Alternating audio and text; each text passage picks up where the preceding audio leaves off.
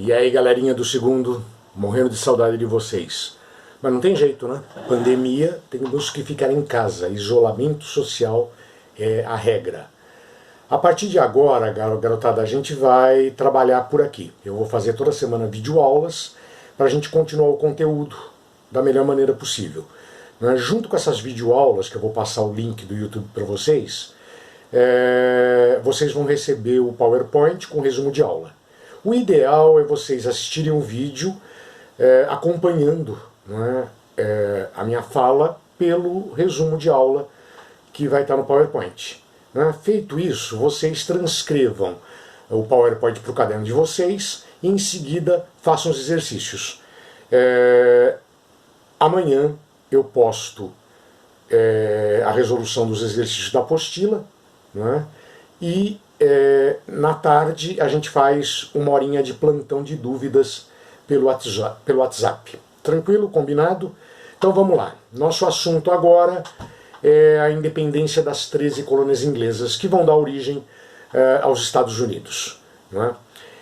Como qualquer tema de história, a primeira coisa que a gente tem que fazer é dar uma olhada no quê? Nos antecedentes. Qual era a situação dessas 13 colônias inglesas da América do Norte para pensarem numa independência?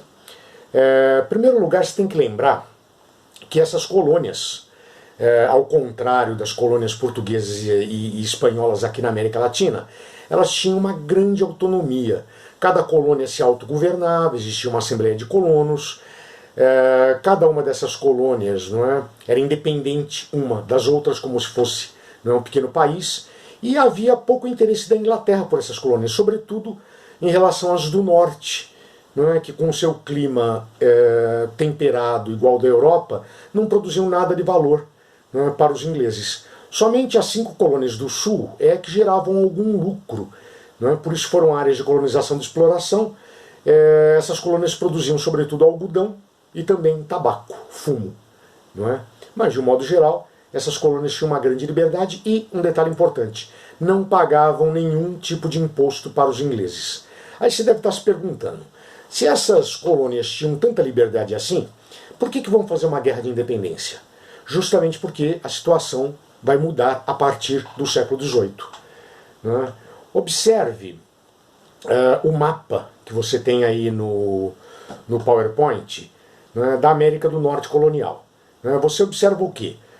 As áreas em rosa são as 13 colônias inglesas. Ao lado, à esquerda, a oeste, você vê uma ampla área azul, que era uma área colonial francesa.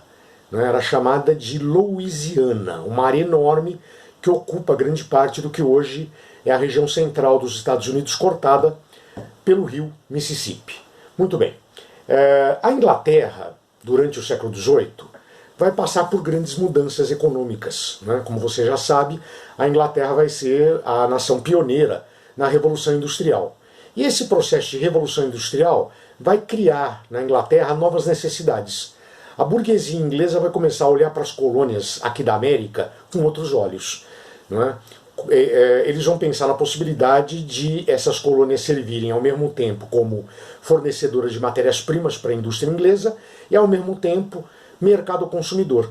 Por isso era necessário para os ingleses botar cabresto nessas colônias, estabelecer aquilo que ficou conhecido como Pacto Colonial Tardio, ou seja, passar a ter um controle rigoroso sobre a economia das 13 colônias da América do Norte. Mas a gente vai ter um conflito, uma guerra, que vai precipitar esse processo de independência dos Estados Unidos. Foi a chamada Guerra dos 7 Anos, mais um entre tantos conflitos que na história opuseram ingleses e franceses. Essa Guerra dos 7 Anos vai ser uma disputa entre a Inglaterra e a França por áreas coloniais na América do Norte. A população das 13 colônias inglesas crescia e muitos colonos ingleses começaram a invadir a região da Louisiana, a área colonial francesa na América do Norte. Quando o governo francês se deu conta, o governo francês mandou tropas para a América do Norte para expulsar os colonos. E a Inglaterra revidou, enviando tropas também. Foi uma guerra que se estendeu de 1756 a 1763. tendo a Inglaterra como vitoriosa. Além de derrotar as tropas francesas, os ingleses ocuparam a Louisiana, não é? E ainda ocuparam a região da Nova França, que hoje é o Quebec, lá no Canadá. Não é? Apesar da vitória britânica, o custo dessa guerra foi extremamente elevado, não é? E os cofres da coroa inglesa, não é, se esvaziaram. A colônia inglesa tinha que recuperar seus cofres, ao mesmo tempo, não é, que tinha um projeto de controlar as colônias. Por isso, você vai ver no próximo slide que os ingleses resolvem criar o quê? Uma novidade, uma política de tributação sobre as 13 colônias. Estabelecer impostos sobre os colonos, que, como eu já disse, até esse momento nunca pagaram nenhum centavo de imposto para a Inglaterra.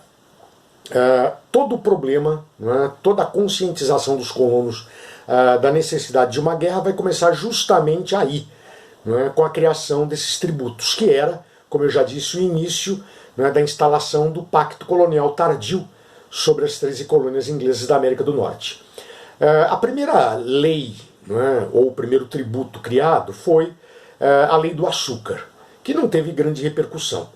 Né, o consumo de açúcar não era grande nas colônias, se adoçavam os alimentos com mel.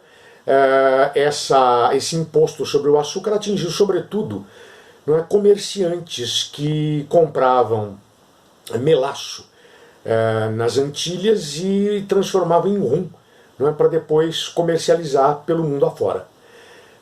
No ano seguinte, 1764, como você pode observar aí no PowerPoint, 65, perdão, vai ser criada a chamada Lei do Selo, que vai ser uma taxação sobre qualquer tipo de papel, livros, jornais, documentos. Eles teriam que ter um selo emitido pelo governo inglês. Ou seja, ao comprar o selo, você estava pagando imposto, não é, sobre esses produtos.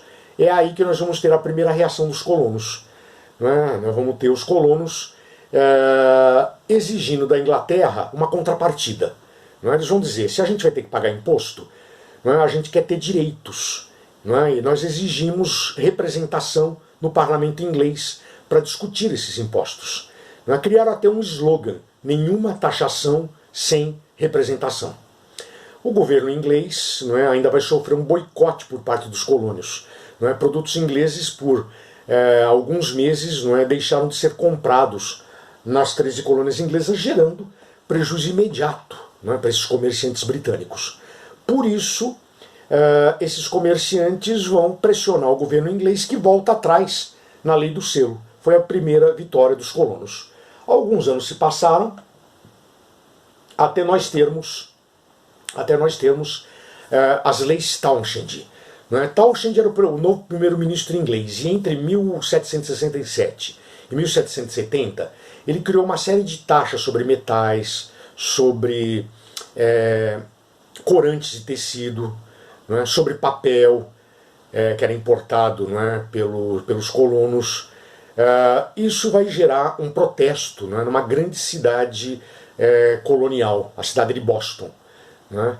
Ali em Boston nós vamos ter os colonos indo para as ruas contra as leis Townshend e vamos ter um conflito, um confronto entre os colonos e tropas britânicas, não é? Que depois de terminada a Guerra dos 7 Anos contra a França, permaneceram nas 13 colônias com o intuito justamente de começar a impor, não é, pela força, o Pacto Colonial Tardio. As tropas britânicas abriram fogo contra os manifestantes em Boston e nós vamos ter, não é, esse episódio entrando para a história americana com o nome de Massacre de Boston. Não é? Na verdade, morreram apenas 4 colonos, mas a imprensa, os jornais das colônias vão criar essa expressão massacre justamente para criar, não é, a ideia de que os ingleses estão matando os colonos e era necessário, não é, uma reação imediata. O pior estava por vir. Não é? Em 1773, o governo inglês baixou a lei do chá. Não é? Essa lei do chá não era um imposto. Essa lei do chá estabelecia um monopólio britânico sobre todo o comércio do chá nas colônias. A reação dos colonos foi imediata. Nós vamos ter, não é, uma grande manifestação novamente na cidade de Boston. Não é? Uma manifestação diferente. Os colonos resolvem fazer uma festa nas ruas de Boston, não é? A famosa festa do chá, que era na prática, não é, um grande protesto. Durante todo o dia os colonos, não é, foram para as ruas, protestaram contra os ingleses, cantaram, dançaram, beberam. Ao anoitecer a gente vai ter alguns colonos mais exaltados, se lembrando que ali no porto de Boston estavam navios ingleses carregados de chá.